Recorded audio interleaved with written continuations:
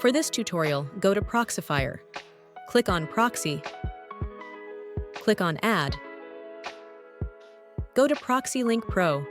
Click on Proxy Generator. Choose a location and select the SOCKS 5 protocol. Click on Generate. Now copy the information generated by Proxy Link Pro.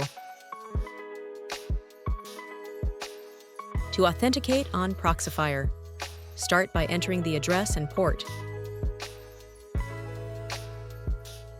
In Authentication, click on Enable.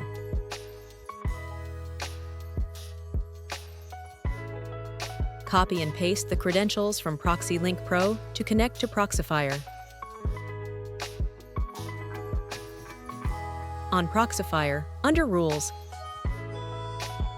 click on Direct and select SOCKS 5. Save the changes and verify that the proxy is active with "What is my IP address?"